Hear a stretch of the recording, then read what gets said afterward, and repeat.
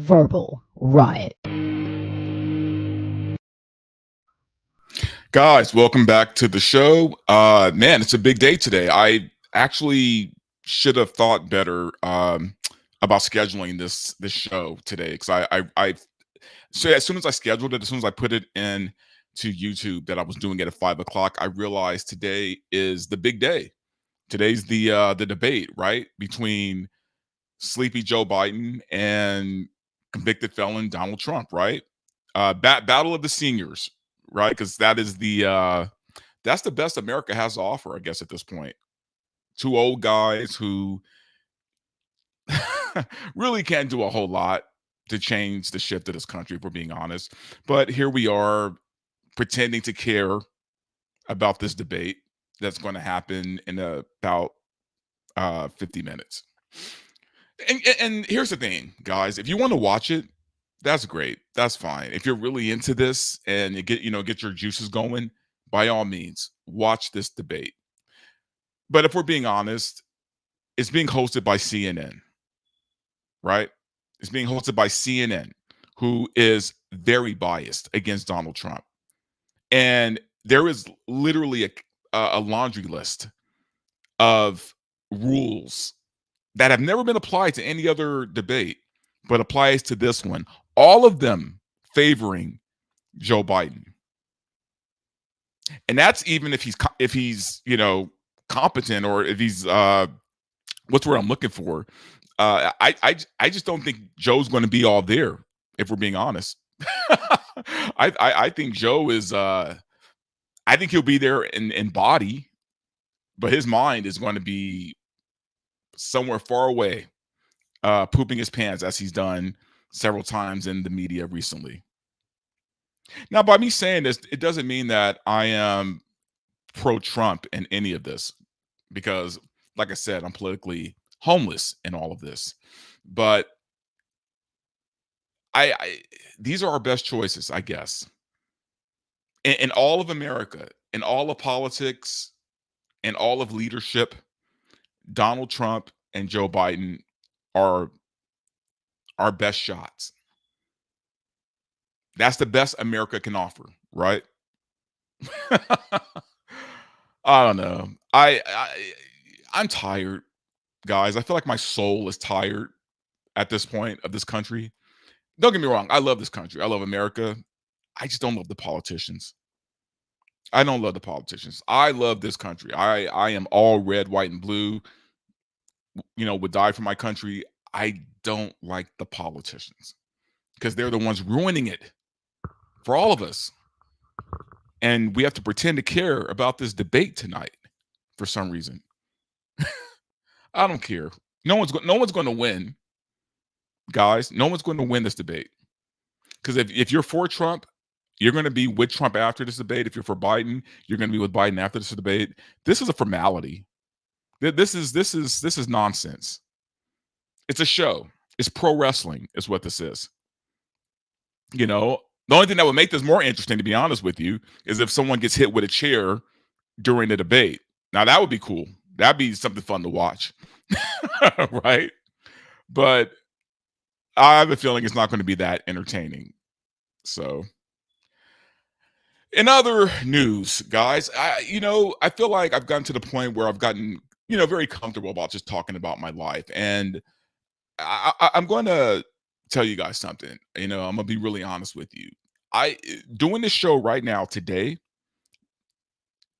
is very hard for me right now, right? I was actually supposed to do this show yesterday, but I got news yesterday morning from YouTube that even though I followed all of their rules, I have the subs, I have the watch hours, and I'm very consistent in my in my uh in my show.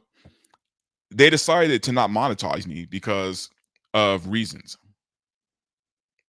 because they won't give me a specific reason as to why they won't monetize me. They gave me something very vague, which they give a lot of people. I'm not the only one. I'm nobody special. But I play by the rules, and for some reason, my channel doesn't get monetized. Right now, I'm gonna be honest with you guys, man. Like I love doing this. right? I love streaming. I love talking about things. That's just what I do. And it's not so much that I'm not going to be getting paid for it in that way, but my thing is, if you're going to not monetize me, then be fair, right? Because I see a bunch of other channels. So just to give you an idea of what they struck me for when I'm not being monetized for is I think it has something to do with like some of the clips I've used in my videos, right? See, the thing is, I don't know for sure because they don't tell me. They won't tell me specifically why they're doing this, right? It's real shady. It's shady as hell. But I think it has something to do with that because of the vague little reason that they gave me, right? So I'm thinking, so I rarely play more than a few seconds of a clip at any given time on my show, right? There are whole ass reaction channels that will literally watch 90% of a show on their channels and they're fully monetized. Please explain that to me because maybe I'm doing this wrong, right? Maybe I'm doing this all wrong. And it was hard. Even now, I feel the anger and frustration starting to build up again, right? Because to be honest with you guys, yesterday, I was so angry. And believe me, I was supposed to do this show yesterday, but I was so angry that I just left. I left, turned my computer off. I went to the beach and just hung out there for a while. I went to the beach and just chilled because, and I had a beer. And I'm not supposed to have any alcohol right now because of this medicine, but I needed to drink something. I just had one beer. That was it. But it's really frustrating, right? And like I said, I love doing this. It's not an issue of, oh, he's only doing it for the money. No, but my thing is, if I'm playing by the rules like everyone else, why is it that these other folks have no problem getting monetized, right? But yet, for some reason, and I think I know what it is, they just don't like my material. I don't get monetized, right? It's just something that it's still not sitting well with me. And I'm trying to fight through it because you know what? I have a lot to talk about today, actually. And I just need to get that. I guess I just have to get it off my chest because it's a very frustrating situation with me and YouTube right now. And I've debated a lot of things. I've debated, canceling my show on YouTube and just, putting everything full time on Rumble, on X or whatever. But I need to really just weigh the cost of that. And I'll be honest with you guys too.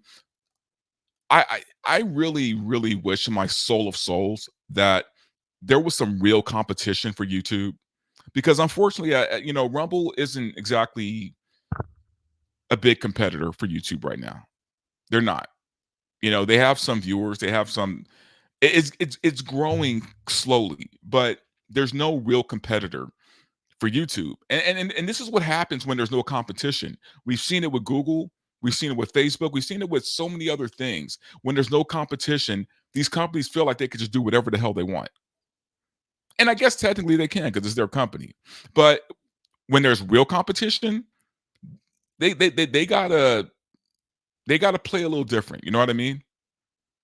But see, right now, YouTube doesn't have that. So they can just screw around with people like they're doing with me right now. So, yeah. Anyway, guys, I don't want to harp on this. I just feel like I need to get that out before I went on with the rest of the show.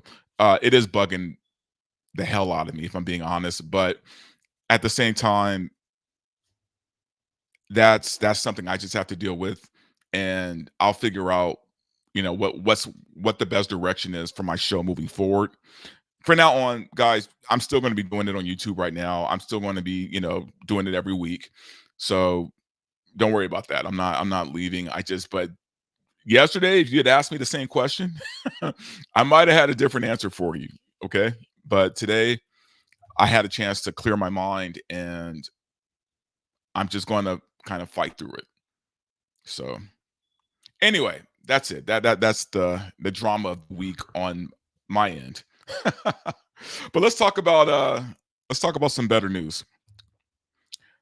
And the first thing we're going to get into is James Gunn dropped a few. I don't know if he dropped it or someone leaked these pictures, but Superman has a new outfit. and so does a few of the other Justice League members, I guess, that are going to be in the movie.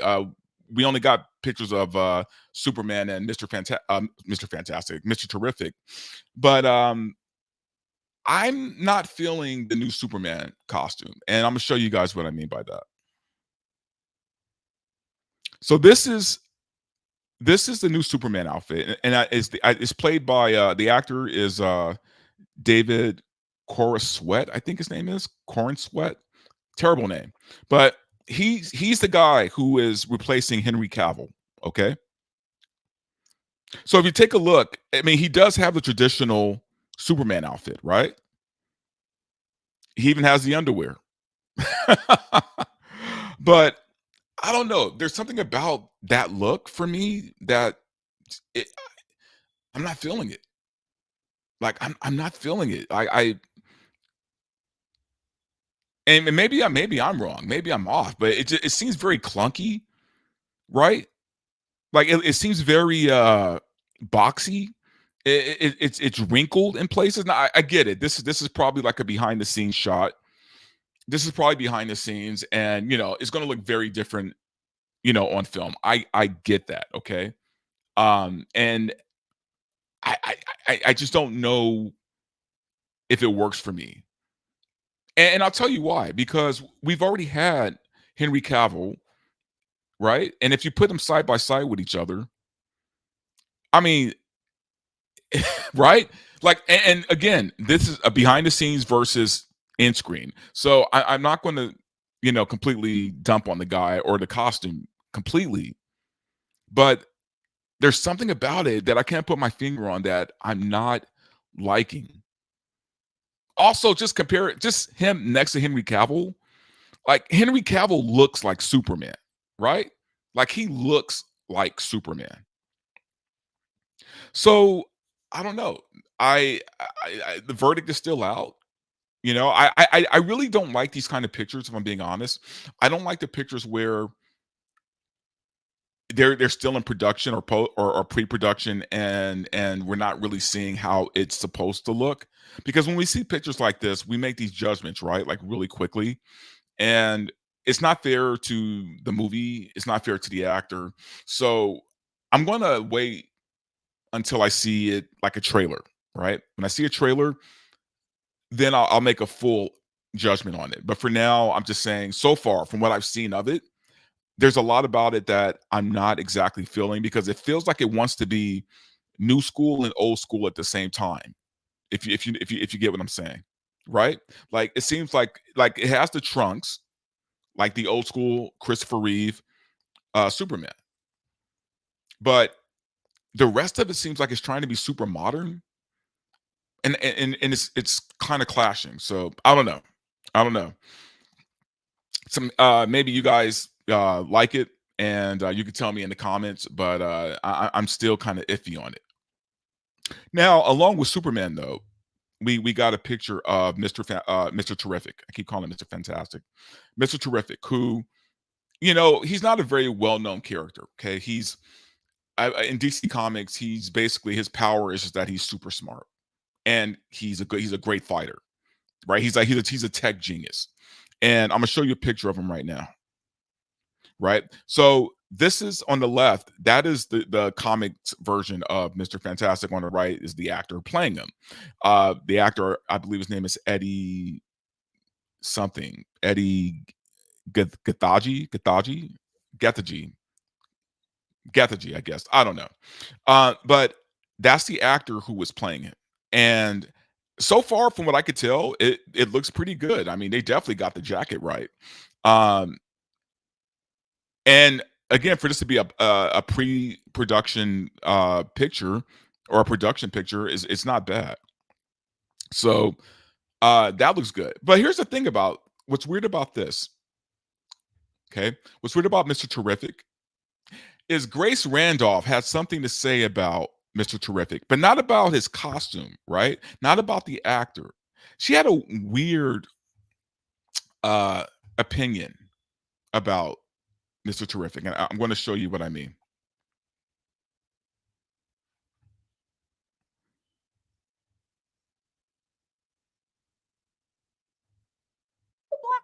a little political, in my opinion. I don't know if I would have injected that into the character. I think I would have just focused on making the character as sexy and cool as possible. And all right, so as for the hair, it's a little retro. I agree with CM. It's a little 70s, a little 60s. It's a little black power, a little political, in my opinion. I don't know if I would have injected that into the character. A little black power? Really, Grace? A little black power. What does she mean by that? See, I'm not one of those people who cry racism every time, someone says or does something stupid, right? But I love calling racism on like these super liberal people because they pretend to be so progressive and so above everybody else, right? And then what's crazy to me is she made that comment without flinching. Black power, his hair is black power. The guy just has a flat top. Well, a flat top fro. Eh, what's black power about his haircut, right? But if you were to ask Grace, she said nothing wrong, right? Which is what they do a lot of the times. Guys, I'm gonna be honest with you, like really honest. There's this thing, right, where like liberals call like Republicans, oh, that's the racist party, right? I have heard liberals say way more racist things to my face than any Republican conservative ever has. Don't get me wrong. Of course, there's racist trolls online, and and some of them are conservative, right? And these are trolls online who you never see. They hide their image behind, they hide their profile pic, behind an egg and all these other ridiculous things, right? They're cowards, basically. They're trolls. But I'm talking to my face. I've had liberals say things where I'm like, do you even know what you just said? But to them, they feel they're entitled to say them because they're on the side of good. Right? They're on the good team. So they can say as many racist things as they want. Grace Randolph is one of those people. She's one of those annoying people who comes off so progressive, but there you go. And what's funny is she hasn't even acknowledged this. People have called her. They're dragging her on X right now. And she's not responding. Or she's blocking everybody who's leaving posts on her who's leaving comments on her post. She blocked me a long time ago. I only know this because other people have told me and showed me. And that's what she does. Anytime you call her out, she blocks you. She's a coward. And she's a hack. I don't understand the people who follow her. Her insights into things are stupid. She's not a film expert. By any means, she's not a film expert. So that's Grace's take on Mr. Terrific.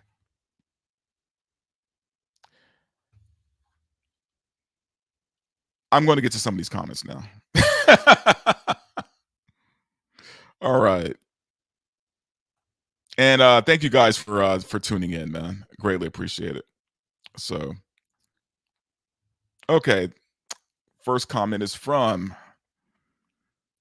John the Beard. I'm not American. Okay.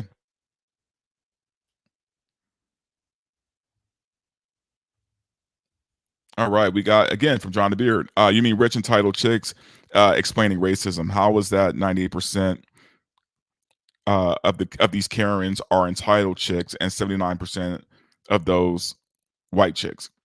They're usually white. They're usually white liberal women. Usually. All right. Next up, we have Poro 2008 or 208. 208. The other photo of Clark Kent with the broccoli hairstyle is not making me pumped up. Yeah, I've seen the Clark Kent pictures, and Look, I'm not saying that the guy that they cast is bad. He might actually be pretty good. I don't know yet. I don't. That's the thing. I'm not going to make judgments yet because, guys, I learned a long time ago, back in when Michael Keaton got cast as Batman. I'm not going to make a judgment about an actor until I see them play the role. All right. Kendrick Llama. That's funny. Patience, brother. Yeah, man. I do need patience right now. There's a lot of things I need right now. John the Beer, who cares? Why NEPF you care? Sorry, John, I can't read that. I feel like I'm having a stroke just looking at it. Okay, let's do one more. Ranger 7 Studios. I find her to be extremely racist and sexist in general. Yeah, she's just really annoying. She's really annoying. So like I said, I don't understand how she has the fan base that she has at all. All right, I'm gonna do one more comment. Goober, I think that says, how did she get the job? Is Grace Randolph Hearst? You know what? I don't know how she got the job exactly. I do know she's been around. She's been in the YouTube game for a very long time, right? So if nothing else, I will give Grace Randolph that.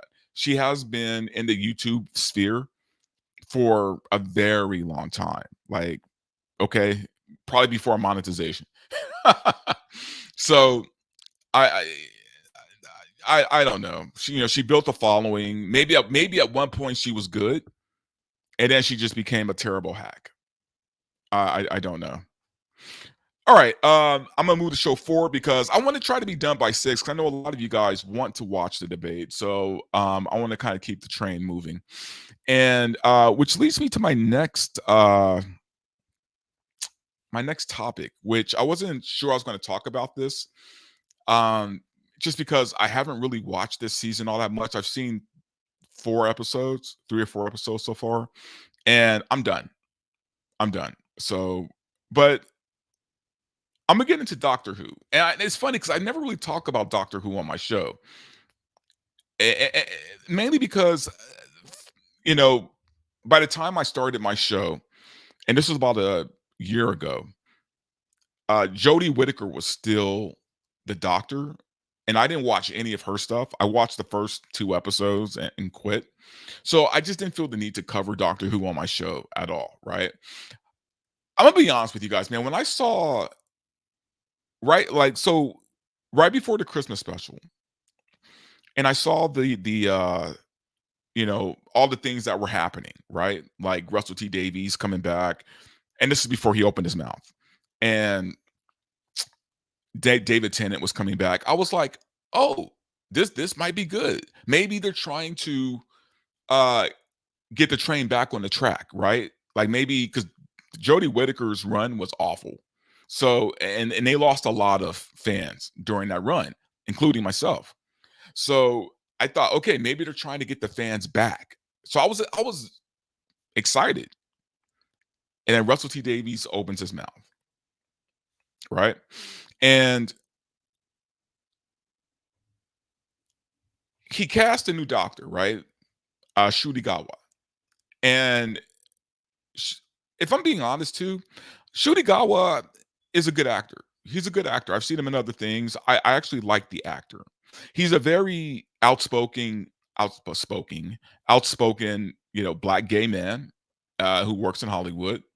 And my thought though was, okay, so you're telling me that the first black doctor is also the first gay doctor, openly gay doctor, right? That didn't sit well with me at all.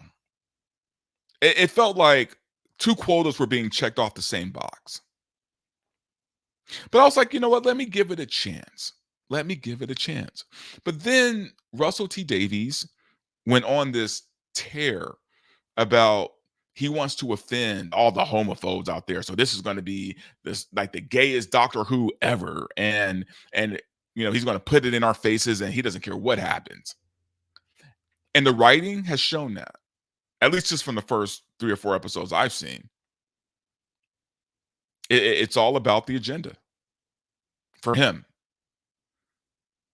And he's taken a franchise that normally probably would have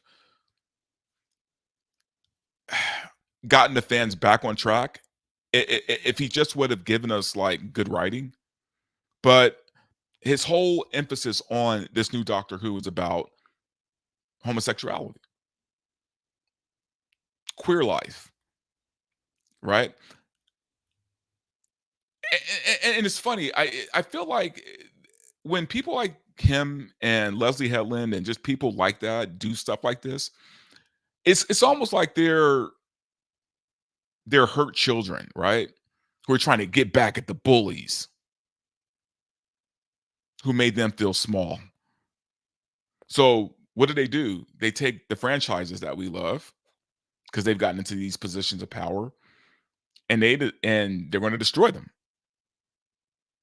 That's it. They're going to destroy them. What's crazy to me though is this is the lowest rated season of Doctor Who in all 60 years of its existence. All 60. This is the lowest of the low. And a reporter or someone asked Russell T Davies about that. They asked him, "How do you feel that people are responding this way to Doctor Who?" This was his response. He said, They might not be the ratings we love. We always want higher. However, Davies highlighted the younger audience growth. The audience no one ever gets the audience no one ever gets are the under 30s. They just don't watch television anymore. But those figures are astronomical for Doctor Who. It's their top program in that bracket. So he's trying to get this young crowd, right? And he's not even being super honest because what he's trying to say is he wants to get the kids, right? I mean, under 30. People under 30 watch Doctor Who, or they used to. I did when I started watching Doctor Who. But he doesn't mean that, right? He means he wants kids to watch his gay Doctor Who. And he's not even subtle about it. I mean, and he's definitely not very honest in what he's in that under 30s BS, because that's not what he means.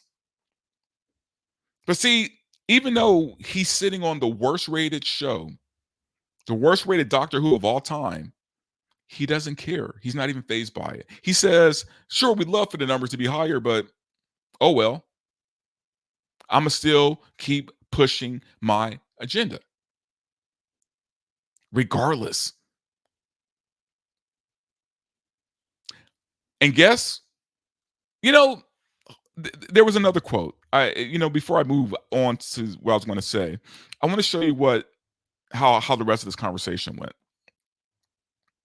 So a spokeswoman for the BBC told the Times, overnight ratings no longer provide an accurate picture of all those who watch drama in an on-demand world. She concluded, Doctor Who remains one of the most watched programs on iPlayer and is BBC's top drama for under 35s this year, making it one of the biggest programs for the demographic across all streamers and broadcasters. So she basically admits that, they don't care about the ratings. She's making up a bunch of BS though. A bunch. But yeah, they ratings don't provide an accurate description, right, of the success of a show anymore. So now they're trying to pull that it doesn't matter about the low ratings. Low ratings are good.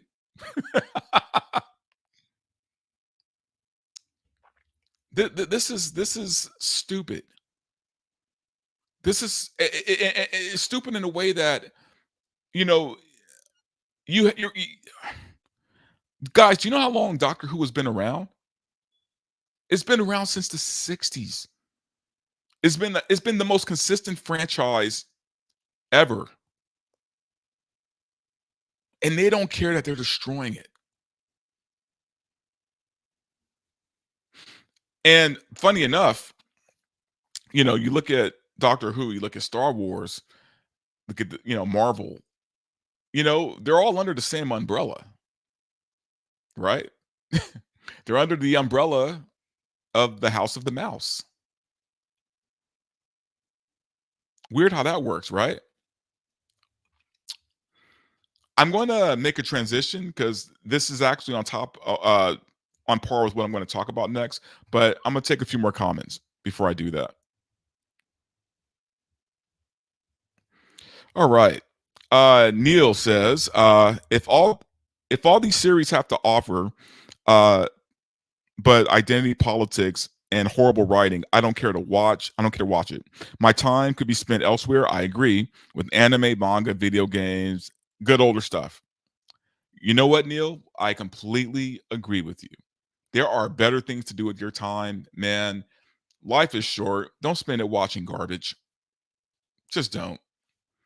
I agree with all of that. All right, let's look at another one. Uh Heinlein says, if a show is good, people don't wait to watch, especially Doctor Who fans. I agree. I completely agree. But they don't care about being good. They care about pushing a message. Roger Seven Studios. Disney doesn't own the Doctor. They're just renting it. It's a distribution deal. I get that, but it's funny that again though, all of this happens under the mouse, right? I get that they're just renting it, and probably because maybe he couldn't pull this garbage under any other studio, especially right now. Guys, you know what? Here's the thing: a lot of studios are starting to wake up. A lot of businesses, corporations are starting to wake up because they've been fed a bill of goods. They've been hornswoggled, right, into believing that if they give in to all this garbage, that they will be backed, they will be financially okay, and they were led to believe that this is where the target demographic is going. They were lied to, and a lot of studios who have lost a lot of money are starting to see that. Now, don't get me wrong; they're not. It's not going to be a fix anytime soon. There's a lot of red tape, a lot of uh, check sheets that have to, there's just a lot of uh, behind the scenes garbage that has to play out. But they're feeling it now. Hollywood, especially, is feeling it right now. I'm sure Disney is feeling it, but I don't know how they're still staying on course. All right, let's read another one. Ranger 7 Studios tour, or maybe that meant true. All right. And one more. I'm going to do, let's see, John the Beard. You in this chat is not who is talking to. He is talking to BlackRock and Hollywood. You have to read between the lines. Sure. I get that. I've said that. I mentioned on most of my shows or at least when I'm on other shows as well. I mentioned BlackRock, I mentioned Vanguard, and I mentioned State Street. I know these are the people funding everything. They're the ones pushing the agendas. I know that. We all know that. And until companies realize that this is a losing game, there's nothing we can really do about it other than not watch their stuff. There's a lot of things I've cut out of my diet, right? Like my viewing diet, if you will, because I refuse to give them my ratings or my time. So this next topic actually is still staying along these lines, right? Last week I showed you guys a video of this Disney employee who was basically, I don't want to say he was tricked. He went on a date with an undercover reporter who after a few drinks, he met her on Tinder, not Tinder, Hinge, one of the dating sites. He met her on there. Turns out she's an undercover reporter. She knew he worked for Disney, and they went on a date, and the guy just started spilling the beans about what's going on behind the scenes at Disney.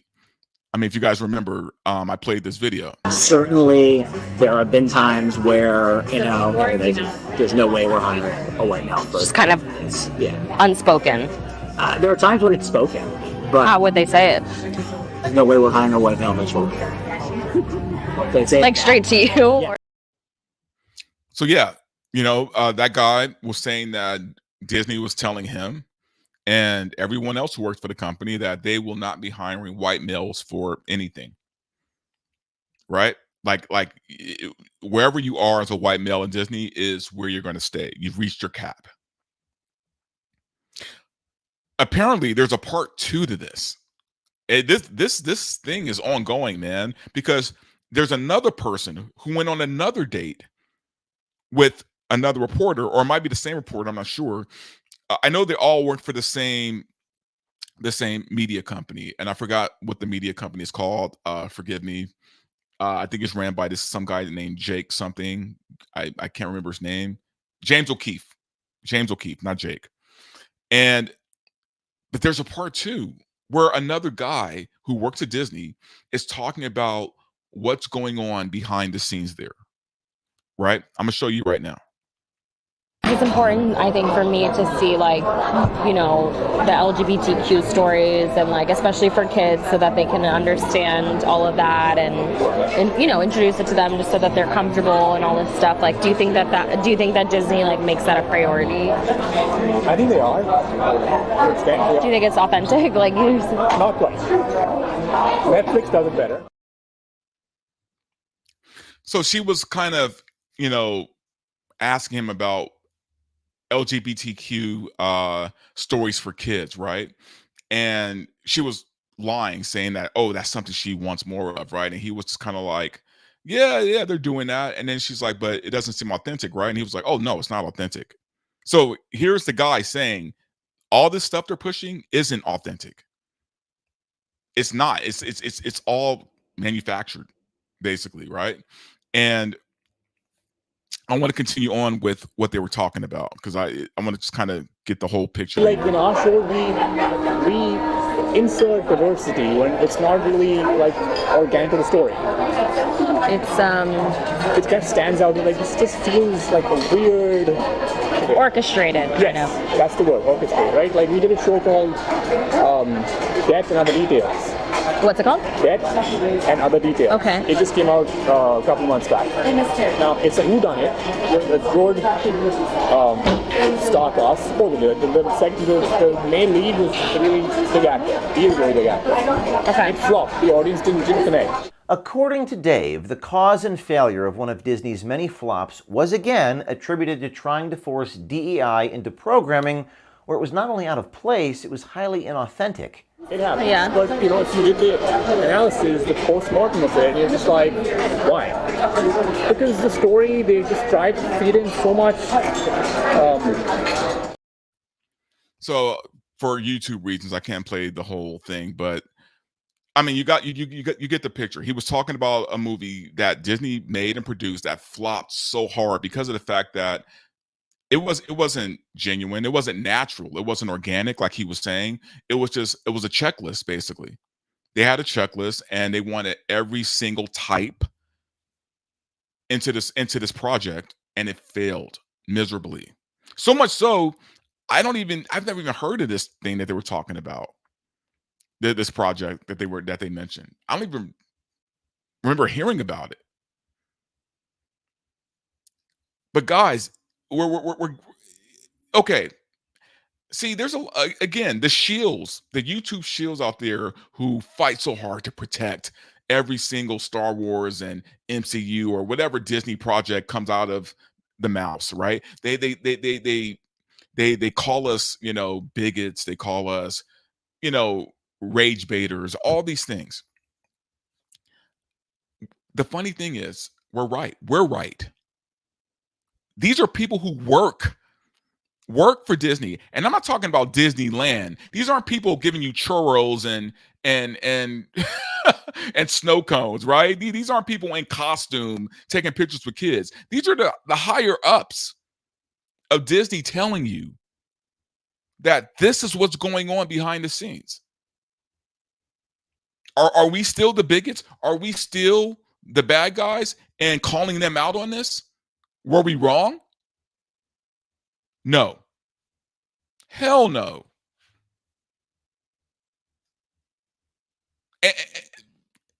And honestly, when I see stuff like this, it makes me want to come at the shills even harder, right? Because here's the thing, I will always say this: if you genuinely enjoy something, good on you, man. Like, good for you. And to be honest with you, I'm not going to yuck your yum, right? No matter how bad it is, if you genuinely enjoy it, right? People get on me all the time for liking terrible things, man. I don't know why I get so much crap for loving Overwatch as much as I do. I know the game has its problems, and people are like, you should play a real first person shooter. Look, I love Overwatch. I'm good at it. I have fun with it. I'm going to keep playing it.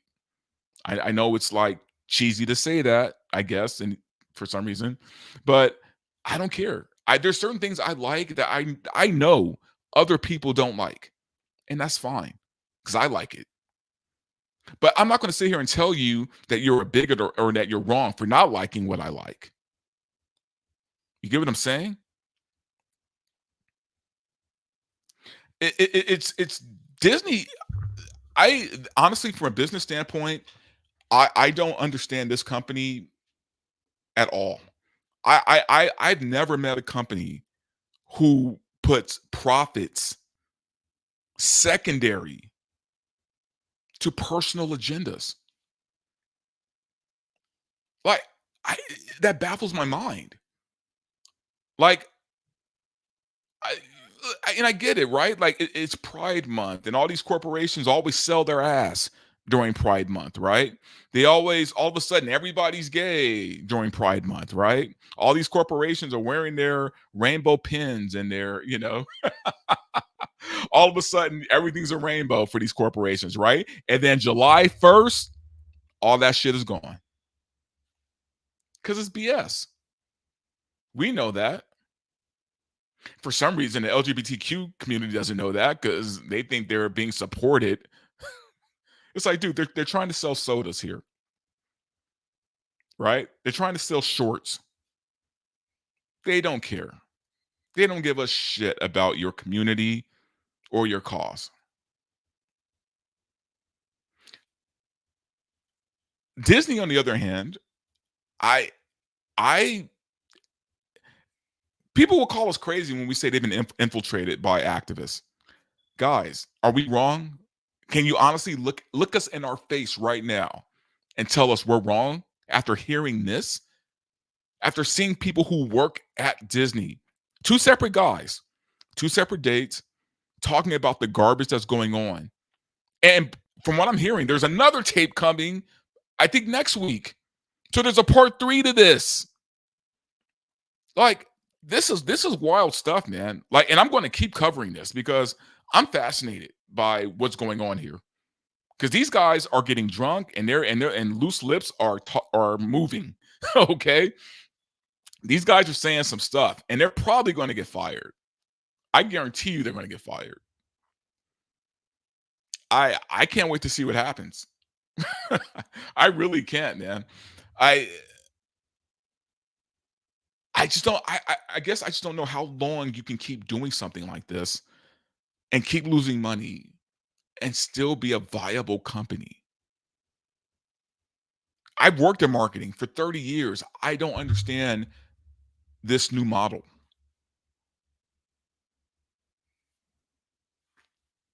Anyway. Weird. Okay, I'm gonna get to some comments, man. Torvidicus says, those exposes are suspect. Let's try to remember these are two corpos who aren't as high up as they deserve to be, and they are justifying what they aren't why they aren't progressing the corporate ladder. Okay, Treviticus, I give you that. I'll give you that. But here's the problem with that. Um, Film Threat.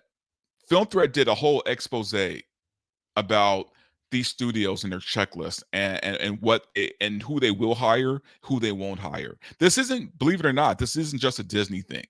Sure, these guys could be just bitter. They could be bitter and mad that they're not getting, promoted or whatever the case may be.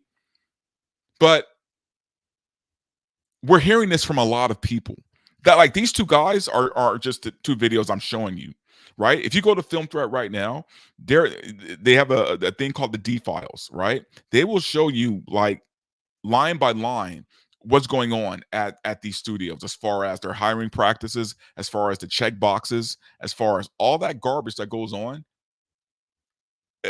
This is real. This is happening. And another part of the video, the guy was like, "Look, man, if we're being honest here, if you're not Jewish, right? If you're a white man who's not Jewish, you will never go up to you'll never go up to like the CEO level at these companies. It's not going to happen. It's not. It's there is a look. Diversity is one of those things where obviously I'm a fan of as far as doing it right because Hollywood hasn't been great with casting people of color. They haven't been, right? It's better now, but if it's not done, if it's not organic, if people aren't getting cast because they're what's best for the role, and instead there's a box that needs to be checked, no, I'm not cool with that. I'm not cool with that because we're not getting the best product. On the consumer end, we're not getting the best product. I don't want the diversity hires. I want the best person, the best actor, the best director for what I'm paying my money to consume. You get what I'm saying? Anyway, let's get to some more comments.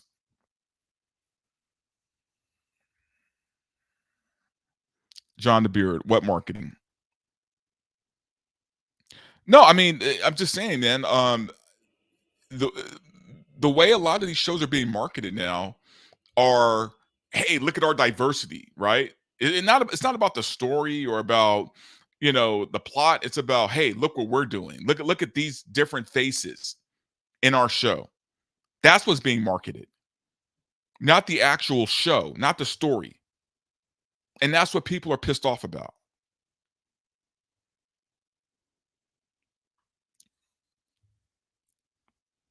All right. And we'll do one more. Bill S. Preston Esquire. Lots of corporations prioritize the message, but they still try to make money. Sure, Disney is willing to lose money to push the message. That's my point, Bill.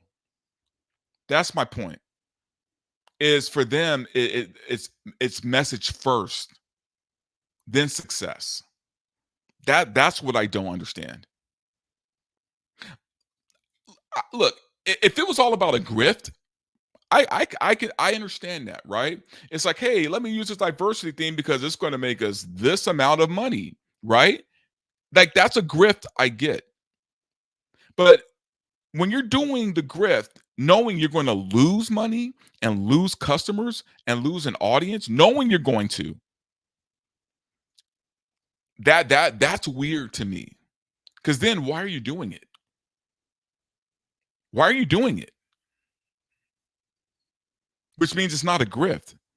It's an agenda. It's a purpose. You get what I'm saying? I mean, they're talking about, the LGBTQ stuff for kids. And I'm like, look, there's a way to even do that right. Something tells me, though, that they're not. They're not even doing that right. And I don't understand why there needs to be that for kids. I'm sorry, man, but, growing up, I remember watching Bugs Bunny and Tom and Jerry and Woody Woodpecker, and I didn't have to know anybody's sexuality to enjoy those shows as a kid, right? I didn't need sexuality injected into my children's show. Do you see how weird that is? Mm. Yeah, so I keep you guys, if you haven't been keeping up with these Disney clips, these files, you should definitely do it because it's some crazy stuff going on, man. Crazy stuff. But I'm gonna shift gears. So and this is something a little bit more pleasant. A little bit more pleasant, a little bit more fun. Okay? Look, every now and then something comes along that, a catchphrase or uh, a mantra, or it's just something that stays in our zeitgeist for a very short time, then disappears. Right? Like we've had Where's the Beef, right? Remember that from the 80s, and I Caramba, Bart Simpson, and there's just these phrases that come up and we kind of just latch on to them for some stupid reason.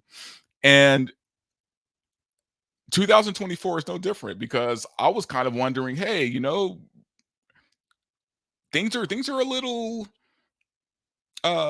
tense, right? Like I wish there was just something to give us a little levity.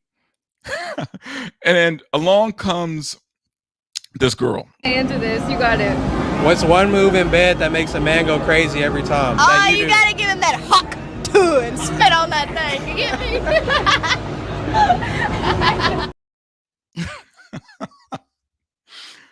Oh yeah, the Hawk Tuah girl.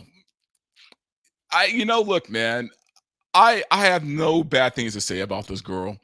In fact, I'm all for her. I am pro Hawk Tuah. I think we needed her, right? I think, look, man, I'm just saying, in these dark times, like we need a little levity, okay? We need someone, like we have this debate coming up where these two assholes are gonna like go at each other and nothing's gonna get accomplished. We need a little fun, something to get behind, right? And the Hawk Tuah girl gave us that, man. She gave us that. She she didn't need to, and she's probably super embarrassed now by this video since everyone has seen it and is talking about it. I mean, even Joe Rogan was talking about it on his show a couple of days ago. And I believe the girl's real name is Haley something. Haley. I can't remember her last name for whatever reason, but apparently, though, as much as we've enjoyed her work, apparently she has kind of gotten a little she's gotten some backlash, right? She lost her job, her teaching job, because of this video, which I think is messed up, man. She did nothing wrong. She did nothing wrong, man. She wasn't flashing her body. She wasn't, like, she did nothing wrong. Answer this. You got it. What's one move in bed that makes a man go crazy every time? Oh, That you do? gotta give him that Hawk Tuah and spit on that thing. You get me? She's just saying what we all know, right? Like she she's just speaking truth to power, right? I mean, look, we all work hard. At the end of the day, don't we all deserve someone who will, spit on that thing? Right? Let us kick our feet up, grab a beer, and I don't know where I'm going with this. I'm just saying this girl did nothing wrong. All she did was give. No pun intended. And the real winner in all of this, in all of the Hawk Tuah madness, right? Because believe me, this is going to go away by next week. No one's going to be talking about this girl or Hawk Tuah, right? This is just something we can enjoy for the week, something that we could just embrace for now, right? But the winner in all of this is the memes. Oh, the memes have been mwah, chef's kiss, man. The memes kept me from losing my mind this week. Okay, and I'm gonna show you guys some of them, just because these are you guys get real creative, man, when you want to be messy. Let's see. So here we have, the Marvel Studios Hawk Tuah coming to a studio theater near you. We have, the Netflix and chill and Hulu and Hawk Tuah. It's kind of funny. We have Poke Hawk Tuahs. This is crazy, man. This one is probably one of my favorites right here. We have Hawk Tukin from Street Fighter. This is wild, bro. And okay, this one is probably my favorite, actually. The Hawk Tuah action figure. They actually made an action figure. Okay. So, like I said, y'all get real creative when you want to be messy. And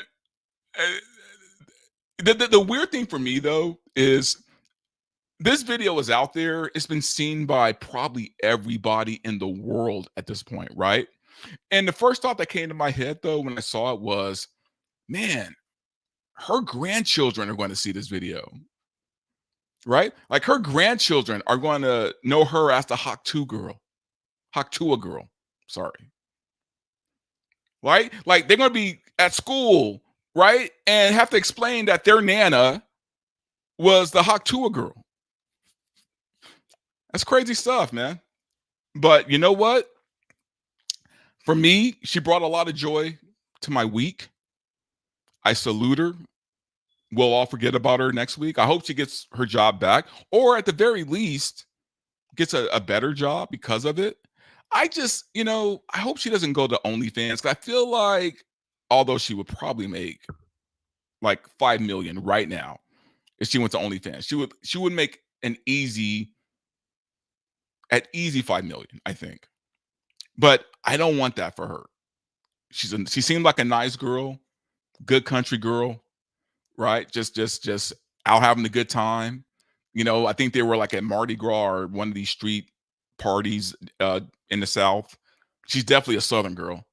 I want better for her. I want her to get a better job and hopefully, find a decent guy. But here's the thing: after you put that out there, it's you're gonna have a lot of fuckboys coming your way. Just know that, Haley. But again, I salute you. All right, guys. I'm gonna just take a few more comments, and that's going to be it for us today. So let's see what we got. Treviticus. Although I still think I prefer the crazy plane lady who called out the lizard people. Yes. So we have that motherfucker ain't real, and we have Hawk Tuah, and I would love to see them collab on something, if I'm being honest with you. Joy Main. Hi, Joy. Sounds like she does a lot of giving. Well, you heard what she said, I mean, she definitely does that. All right, let's see. Emily. Hey, Emily. Happy Thursday. Happy Thursday to you. I'm glad I made it, because I definitely was not having a good week. All right, I'm going to do another one from Joy. I'd rather watch Hawk Tuah Girl than the debates. I completely agree with that.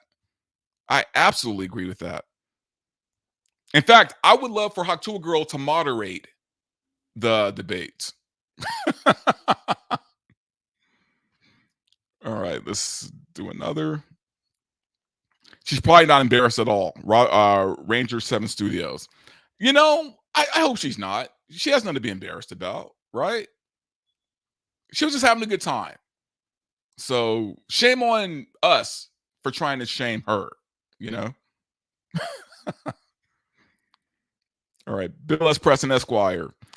Candidate moron debate time. Gotta drop. Yeah. I'm still on the fence on whether I'm going to watch it, to be honest with you. I really don't think I am. I don't care enough. In fact, I think what I'm gonna do after the show is I'm gonna go grill a steak and just I don't know.